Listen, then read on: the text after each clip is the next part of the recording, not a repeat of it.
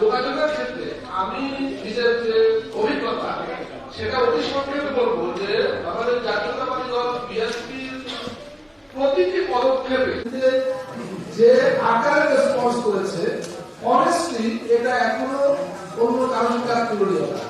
প্রত্যেকটা কমিশনের রিপোর্টের উপরে দীর্ঘ প্রতিক্রিয়া, 50 পৃষ্ঠা, 52 পৃষ্ঠা, 40 পৃষ্ঠা, এইটা বিএনপি বড় দল হিসেবে বড় রকমের একটা ভূমিকা অবতীর্ণ করেছে। সে কারণে আমার ব্যক্তিগত উপলব্ধি হচ্ছে যে এই সংস্কার উদ্যোগের ব্যাপারে বিএনপির অংশগ্রহণ খুবই বড় আকারে এবং অত্যন্ত উৎসাহব্যঞ্জক, অত্যন্ত আগ্রহ উদ্দীপক। তো এই কর্মসূচিতে আজকে এই আলোচনার সূচনা লক্ষ্যে আমি বিএনপি প্রতিনিধি দলের পক্ষে সূচনা উপস্থাপন করছেন সুপরিচিত আন্তর্জাতিক ব্যক্তিত্ব এবং আন্তর্জাতিক পর্যায়ের একজন শ্রমিক নেতা জনাব নজরুল ইসলাম। ধন্যবাদ। হচ্ছে বিসমিল্লাহির রহমানির রহিম।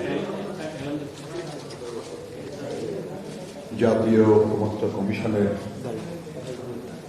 মাননীয় সহসভাপতি সহ এই কমিশনের সম্মানিত নেতৃবৃন্দ, বিএনপি জাতীয় স্থায়ী কমিটির সম্মানিত সদস্য এবং এই যে অনুশীলন চলছে সংস্কারের বিষয়ের ব্যাপারে আমাদের দলের পক্ষ থেকে যিনি সবচেয়ে বেশি ভূমিকা পালন করেছেন, অব্যাহতভাবে কাজ করে চলেছেন জনাব সালাউদ্দিন আহমেদ, এখানে উপস্থিত বিএনপির চেয়ারপারসনের অন্যতম উপদেষ্টা সাবেক সচিব জনাব ইসমাইল জমিউল্লাহ, সাবেক সংস্থাপন সচিব মনিরুজ্জামান খান সাহেব, উপস্থিত বিএনপির অন্যতম নেতা এবং সুপ্রিম কোর্ট বার অ্যাসোসিয়েশনের সাবেক সাধারণ সম্পাদক ব্যারিস্টার রুহুল কুদ্দুস কাজল, প্রিয় সাংবাদিক বন্ধুগণ, আসসালামু আলাইকুম। বাংলাদেশের জনগণ যত দীর্ঘ সময় থেকে এবং যত বেশিবার পরিবর্তনের জন্য লড়াই করেছে, বিশ্বের আর কোনো দেশে এটা হয়েছে মনে হয় না। এখানে অনেকেই মুরব্বীরা আছেন, 52 ভাষা আন্দোলনে অংশগ্রহণ করতে পারি নাই, তখন বয়স ছিল না। কিন্তু 62 ছাত্র আন্দোলন, 69 গণঅভ্যুত্থান, 71 মহান মুক্তিযুদ্ধ, 90 ছাত্র গণঅভ্যুত্থান, গত 16 বছরের অব্যাহত লড়াই এবং শেষ পর্যন্ত এই জুলাই আগস্টে ছাত্র শ্রমিক গণঅভ্যুত্থান, এর প্রত্যেকটাতে অংশগ্রহণ করার সৌভাগ্য হয়েছে আমার। গত 5 তারিখেও কারাগারে ছিলাম। আগস্টে যারা লড়াইয়ের ময়দানে ছিলেন, জীবন দিয়েছেন, তারা সফল না হলে হয়তো এখনো কারাগারেই থাকত। কাজে এই দীর্ঘ লড়াইগুলিতে যারা জীবন দিয়েছেন তাদের প্রতি আমার দলের এবং নিজের পক্ষ থেকে কৃতজ্ঞতা জানাই। যারা শহীদ হয়েছেন তাদের আত্মার মাগফিরাত কামনা করি, যারা আহত হয়েছেন তাদের আরোগ্য কামনা করি এবং তাদের ব্যাপারে রাষ্ট্র এবং সরকারগুলির যে দায়িত্ব, সেই দায়িত্ব যাতে যথাযথভাবে পালন করে তারা অংশ। আমরা জানি পরিবর্তনের প্রত্যাশা সবারই, এমনকি যারা খারাপ কাজ করে তারাও পরিবর্তন করতে আশা করে তার সুবিধা হবে, আর যারা ভালো কাজ করে তারা তো বটেই। কিন্তু কি দুর্ভাগ্য আমাদের যে আমরা অনেক লড়াইয়ে বিজয়ী হয়েছি, কিন্তু কোনো বিজয়ী আমরা শেষ পর্যন্ত ধরে রাখতে পারি নাই।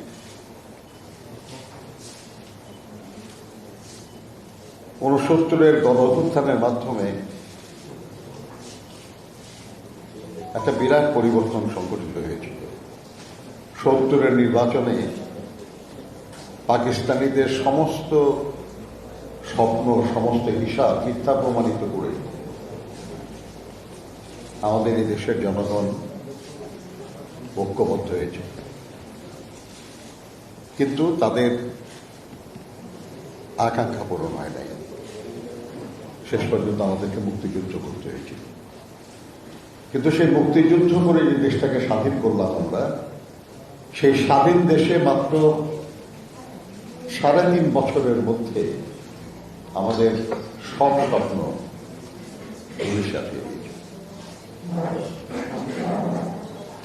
দুর্ভিক্ষের শিকার, নিপীড়নের শিকার জনগণের উপর একদলীয় স্বৈর শাসন চেপে বসেছিল। গণতন্ত্র হারিয়েছিলাম আমরা। এবং আরো বিস্ময়কর যে একজন সামরিক শাসকের হাত ধরে, গণতন্ত্রকামী একজন সামরিক শাসকের হাত ধরে আমরা আবার সেই গণতন্ত্র ফিরে পেয়েছিলাম। আবার বহুদলীয় গণতন্ত্র এসেছিল শহীদ জিয়ার হাত ধরে, কিন্তু আবার ১৯৮২ সালে সেই গণতন্ত্র আমরা হারালাম আরেকজন সামরিক স্বৈর শাসকের হাতে। আবার দীর্ঘ ৯ বছর অব্যাহত লড়াই করে দেশনেত্রী বেগম খালেদা জিয়ার নেতৃত্বে আমরা আবার গণতন্ত্র পুনরুদ্ধার করি। কিন্তু সেই গণতন্ত্র আবার আমরা হারালাম ১/১১ সরকারের হাতে। এবং এরপরে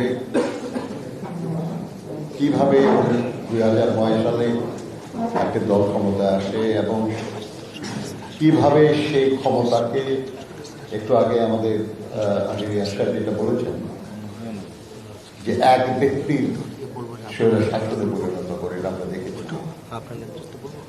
এর বিরুদ্ধে দীর্ঘ লড়াই, জাতিসংঘের হিসাবে ১৭০০-এর বেশি মানুষ গুম হয়েছে, সহস্রাধিক মানুষ খুন হয়েছে, লক্ষ লক্ষ মানুষ নিপীড়নের শিকার হয়েছে। শেষ পর্যন্ত আমাদের তরুণ প্রজন্মের খুবই সাহসী ভূমিকা এবং সমগ্র জনগণের সমর্থনে জুলাই আগস্টে এই লড়াই আমরা বিজয় পেয়েছি। আমাদের সামনে আর একবার একটা সুযোগ সৃষ্টি হয়েছে, আমরা এই সুযোগকে কাজে লাগাতে চাই। আমরা এই কমিশনকে সহযোগিতা করছি, এই সরকারকে সহযোগিতা করছি সেই প্রত্যাশা নিয়ে। কারণ আর কতবার আমরা লড়াই করব, বিজয়ী হব এবং আমাদের সে লড়াইয়ের ফসলকে কেড়ে নেওয়া হবে। মানুষ প্রাথমিক বিদ্যালয় থেকে পাশ করে হাই স্কুলে যায়, হাই স্কুল থেকে পাশ করে কলেজে যায়, কলেজ থেকে পাশ করে বিশ্ববিদ্যালয়ে যায়। আর এই বাংলাদেশের মানুষকে বারবার কলেজ থেকে হাই স্কুলে, হাই স্কুল থেকে প্রাথমিক বিদ্যালয়ে ফেরত পাঠানো হয়েছে। এই অবস্থা থেকে আমরা মুক্তি চাই। আমি জানি একজন রাজনৈতিক কর্মী হিসাবে, একজন শ্রমিক আন্দোলনের কর্মী হিসাবে এইসব বিষয়ে যাদের বলার কথা, তারা যাদের করার কথা তাদের চেয়ে বেশি বলেছেন। কারণ বলাটা সহজ, করাটা কঠিন। আমরা স্বীকার করি যে আমাদের যাদের করার দায়িত্ব ছিল, আমরা যা যা বলা হয়েছে তার সবটা হয়তো করতে পারি না, কিন্তু এই কঠিন কাজটা করার আগ্রহের অভাব ছিল, এটা আমি মানব না। চেষ্টা ছিল, পরিস্থিতি এবং সহযোগিতার অভাব এটাও একটা কারণ। আজকে অসংখ্য মিডিয়া, প্রিন্ট এবং ইলেকট্রনিক, সবসময় এমন ছিল না, এবং থাকলেও তারা তাদের যে ভূমিকা সেটা কতখানি পালন করতে পেরেছেন বা করেছেন এটা তারাও ভালো বলতে পারবেন।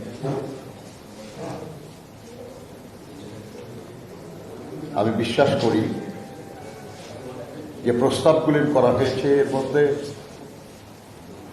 সদিচ্ছা নিয়ে এই সব প্রস্তাব করা হয়েছে। আমি এই ব্যাপারে একটা মুনির রাজা সাহেবরা একটা অনুষ্ঠান করছিলেন কৃষিবিদ ফাউন্ডেশন। আমি ওখানে বলেছিলাম যে আমরা সবাই চাই, ভালো চাই, আরো ভালো চাই, আরো ভালো চাই, কিন্তু খুব বেশি ভালো করার জন্য যেন আমরা এত সময় না নিই যাতে মানুষের পরিবর্তনের যে আকাঙ্ক্ষা সেটা স্থিমিত হয়ে যায়। নিশ্চয়ই আমরা আরো ভালো করব, আরো ভালো করতে চাই, এবং এই ভালো করার প্রয়াস অব্যাহত থাকবে, সব সময় থাকবে। সংস্কার একটা সদা চলমান অনিবার্য প্রক্রিয়া, হতেই হবে। আমি যখন একা আমার ঘরে থাকি তখন সে ঘরের যে সেটআপ, আমি যখন বিয়ে করি তখন সেটা বদলে যাবেই। আমার যখন সন্তান হবে তখন সেটা আবার বদলে যাবে, আর একটা সন্তান হলে আরো বদলে যাবে, তাদের বয়স যখন বাড়বে তখন আবার বদলে যাবে। সময়ের সাথে সাথে অনেক কিছু বদলায়, বদলাবেই, অনিবার্য চলমান প্রক্রিয়া বলেছি আমি। আমরা বিএনপির পক্ষ থেকে সালাউদ্দিন সাহেবের নেতৃত্বে সবাই, আমাদের এখানে যারা সহকর্মীরা আছেন সবাই কঠোর পরিশ্রম করেছেন। আমাদের বারবার স্ট্যান্ডিং কমিটি মিটিং হয়েছে, আমাদের ভারপ্রাপ্ত চেয়ারম্যান নিজে উপস্থিত থেকেছেন, বিস্তারিত আলোচনা করেছি আমরা, এবং তারই আলোকে আজকে আমাদের সহকর্মীরা এই নিয়ে কথা বলবেন আপনাদের সাথে। আমরা কালকেও প্রধান উপদেষ্টা সাহেবকে বলেছি যে বিএনপির চেয়ে বেশি সংস্কার বাংলাদেশের কোন রাজনৈতিক দল করেছে। রাজনৈতিকভাবে যদি বলেন, গণতন্ত্র পুনঃপ্রতিষ্ঠা তো বিএনপি করেছে, বহুদলীয় গণতন্ত্র তো বিএনপি পুনঃপ্রতিষ্ঠা করেছে, সংসদীয় গণতান্ত্রিক ব্যবস্থা তো বিএনপি পুনঃপ্রতিষ্ঠা করেছে, তত্ত্বাবধায়ক শাসন ব্যবস্থা তো বিএনপি করেছে। আপনার প্রশাসনের বিকেন্দ্রীকরণও অনেক ক্ষেত্রে করেছে, এমনকি বিএনপি তো গ্রাম সরকার করার উদ্যোগ নিয়েছিল। আপনি আর কত দূর পর্যন্ত আমরা প্রশস্ত করতে চাই। আপনি মুক্তবাজার অর্থনীতি, যদি অর্থনীতিকে দেখেন, মুক্তবাজার অর্থনীতি বিএনপি চালু করেছে। দুর্নীতি দমন কমিশন, দুর্নীতির কথা বলে দুর্নীতি দমন কমিশন বিএনপি গঠন করেছে। আজকে অর্থনীতির সরকারের রাজস্বের অন্যতম খাত হল value added tax, VAT, BNP করেছে। আজকে বাংলাদেশের অর্থনীতির মূল স্তম্ভ তৈরি পোশাক শিল্প বিএনপির হাতে আসে, কৃষি উন্নয়ন বিএনপির হাতে, প্রবাসী কর্মসংস্থান বিএনপির হাত ধরে। এরকম অসংখ্য দৃষ্টান্ত আমরা দিতে পারি, পল্লী বিদ্যুতায়ন থেকে শুরু করে সমবায়ের উন্নয়ন, কুটির শিল্প এবং ক্ষুদ্র শিল্প প্রতিষ্ঠান। কাজে বিএনপি সংস্কারের বিপক্ষে না, বিএনপি সংস্কারেরই দল। কিন্তু কেউ কেউ নানান কথা বলেন, তারা যখন সংস্কারের দন্তেশ্ব উচ্চারণ করেন নাই তখন তো দেশনেত্রী বেগম খালেদা জিয়া ভীষণ 2030 দিয়েছেন। আরো বহুজন যখন সংস্কারের কথা ভাবে নাই তখন শহীদ জিয়া তো 19 দফা কর্মসূচি দিয়েছিলেন। আমরা তো দেশের আন্দোলনে রত সব রাজনৈতিক দলের সঙ্গে আলোচনা করে 31 দফা রাষ্ট্র সংস্কার কর্মসূচি দিয়েছি, এবং আমরা এটা বলেছি যে এর চেয়ে ভালো প্রস্তাব কারো থাকলে আমরা সেটা সাদরে গ্রহণ করব। এবং আমরা এই যে সংস্কার কমিশনের কাজ, আমরা এটাকে আমরা ওই দৃষ্টিকোণ থেকে নিয়েছি যে আমরা কিছু সংস্কারের প্রস্তাব করেছি, আরও কিছু ভালো প্রস্তাব আসছে, আমরা সেটা আলোচনা করে গ্রহণযোগ্য হলে, জনস্বার্থে বিবেচনা করলে আমরা সেটাকে গ্রহণ করব। এবং আমরা যে 31 দফা কর্মসূচি বলেছি, এটা কারো কাছে দাবি না, এটা আমাদের এক ধরনের ঘোষণা, এক ধরনের প্রতিশ্রুতি। কাজেই যদি ঐক্যমত্য কমিশনের কোনো সনদ নাও হয়, বিএনপির জন্য সনদ তো আছে একটা, সংস্কারের সনদ। কাজে আমরা এর পক্ষে। আমরা শুধু একটা জিনিস বলবো যে সব কিছুর মূলে জনগণ, জনগণের সম্মতিতে যেন সব হয়। আর জনগণ কার মাধ্যমে সম্মতি জানায় আমরা জানি। আমরা অনেক আলোচনা করব। আমি বিশ্বাস করি আর কি যে এমন যোগ্য মানুষরা এই দায়িত্ব পেয়েছেন যে তাদের নেতৃত্বে এই কমিশনগুলির কাজ করেছে এবং তাদের সহযোগিতায় আমরা আগামী দিনে আমাদের দেশটাকে এগিয়ে নেওয়ার চেষ্টা করতে পারব। এবং আমি তো আশা করি অন্তত যে দেখে যাব যে আমাদের কাঙ্ক্ষিত পরিবর্তনের পথে আমরা এগোচ্ছি এবং ইনশাআল্লাহ পৌঁছে যাব। ধন্যবাদ সবাইকে। ধন্যবাদ জনাব নজরুল ইসলাম খান। আমরা এখন আমাদের মিডিয়ার বন্ধুদের অনুরোধ করব তারা এই কক্ষের বাইরে অবস্থান করেন।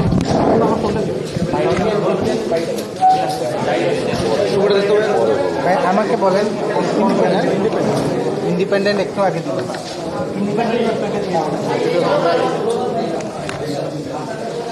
মনে হয় এরা তো মনে হয় যাবে না। যারা চলে যাবে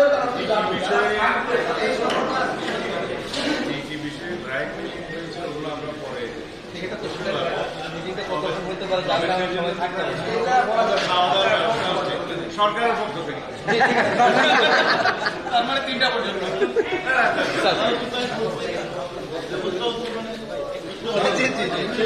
ঠিক আছে স্যার।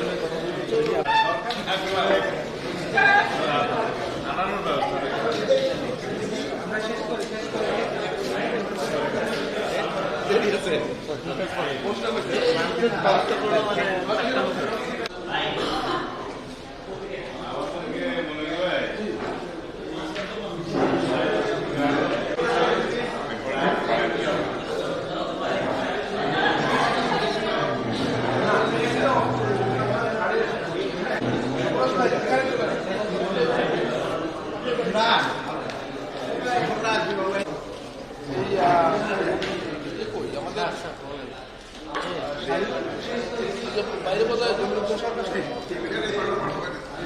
সাইনকে খবর দিয়ে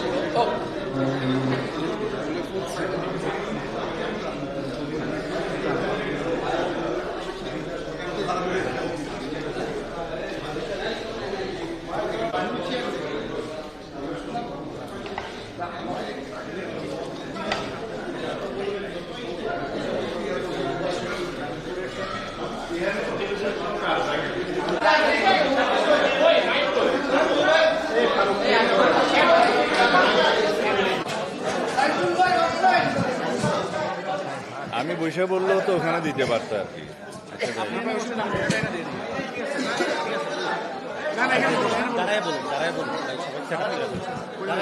তোমরা এগুলো ঠিক করতে করতে এটা সময় যাচ্ছে, হয়েছে আর দিও না। আমি আসছিলাম না, এখানে নিয়ে তাদেরকে পাঠাই চলে যাওয়া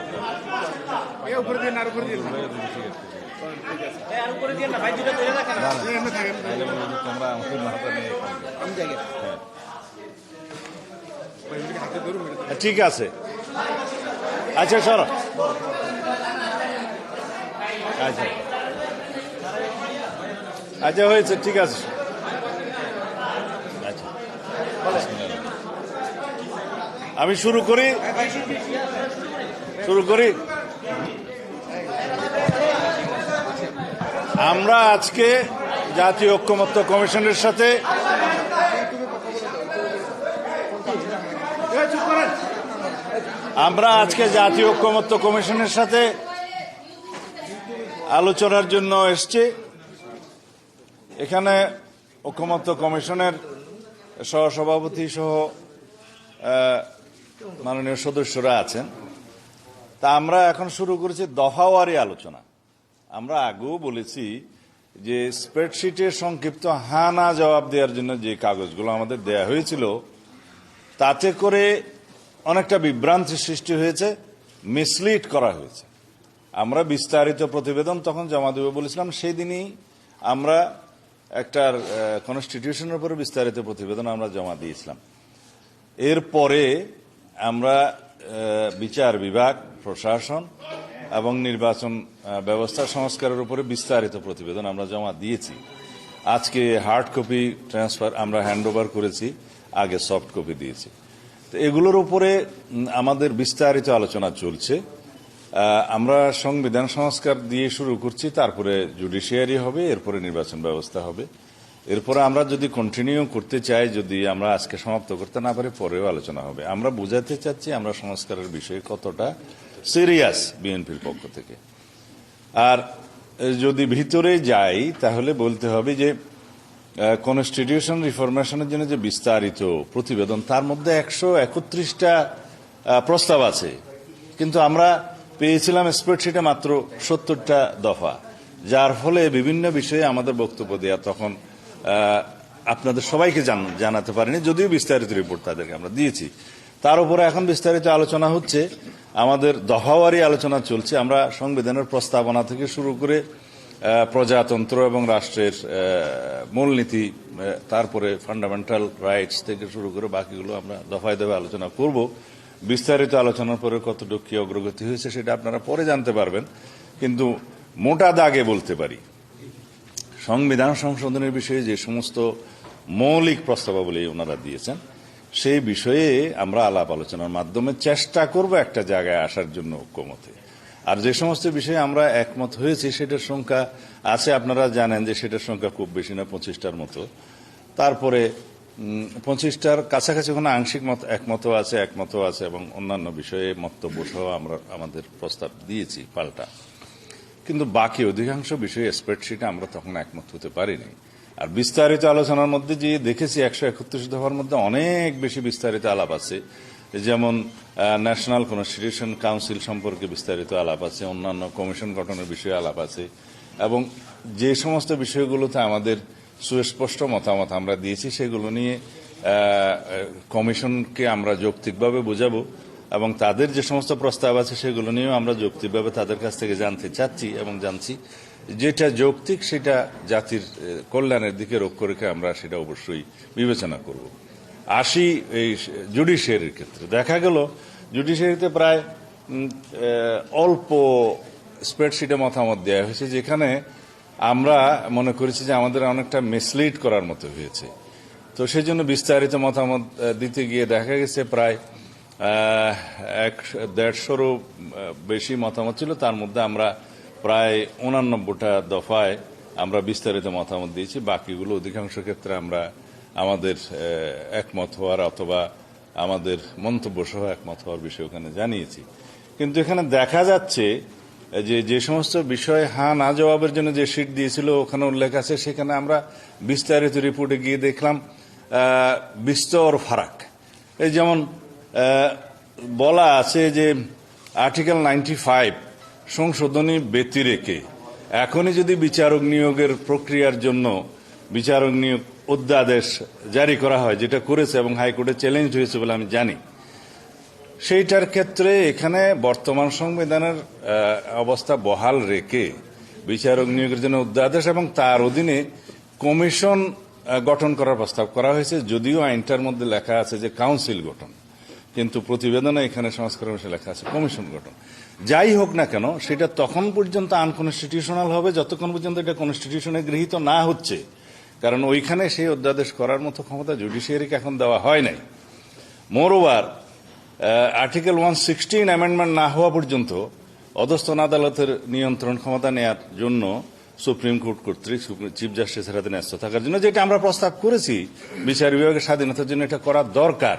কিন্তু যতক্ষণ পর্যন্ত সেই সংশোধনীটা গৃহীত না হচ্ছে ততক্ষণ পর্যন্ত সুপ্রিম কোর্টের সেক্রেটারিয়েট প্রতিষ্ঠা করা সেটা কতটা সংবিধান সম্মত হবে সেটা আমার প্রশ্ন রইল।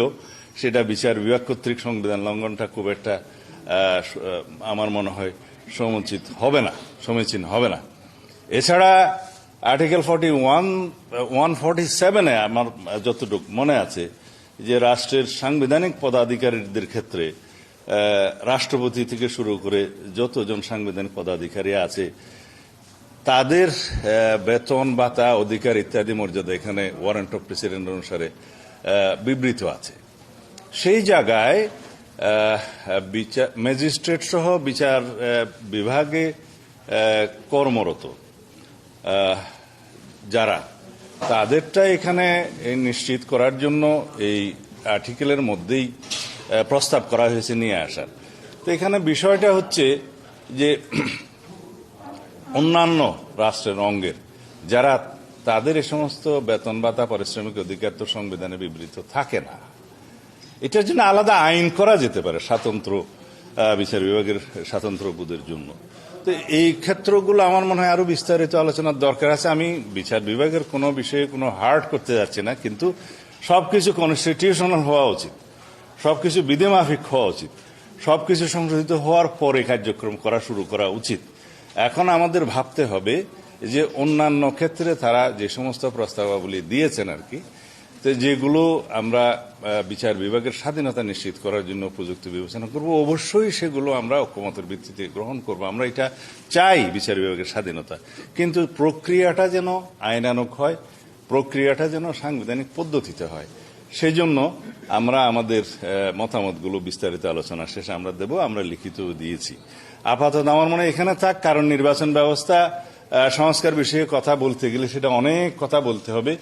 যেখানে তাদের রিপোর্ট অনুসারে আমরা দেখেছি নির্বাচন ব্যবস্থা সংস্কার রিপোর্টে যে সমস্ত কথা ওনারা দিয়েছেন অধিকাংশই দেখা যায় সংবিধান সংশোধন সংক্রান্ত।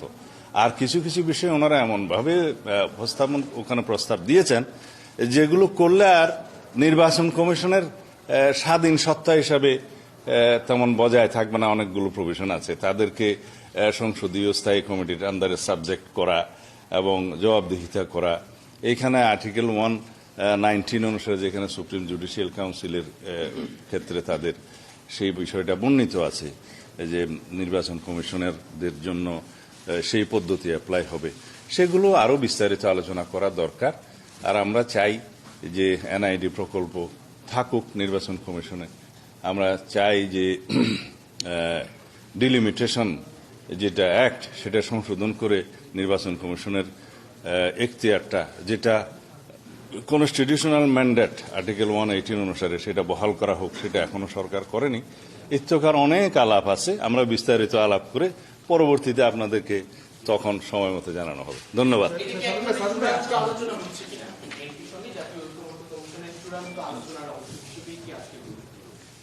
চূড়ান্ত তো আলোচনা না, এটা আমার মনে হয় আমরা দ্বিতীয় পর্যায়ে আলোচনা করছি।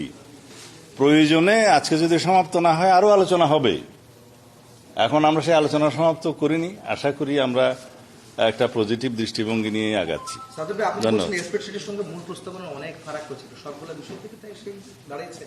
স্প্রেডশিট গুলো দিয়ে ওনারা আসলে এটা বিভ্রান্ত করেছেন আমাদের সবাইকে, বলতে গেলে মিসলিড হয়েছে, এটা দেয়া উচিত হয়নি। এইটুকুই। জি না, আমি বেরিয়েছি অন্য কাজ, আপনারা ধরে নিয়ে আসলেন বলে আসলাম। ধন্যবাদ আপনাদের।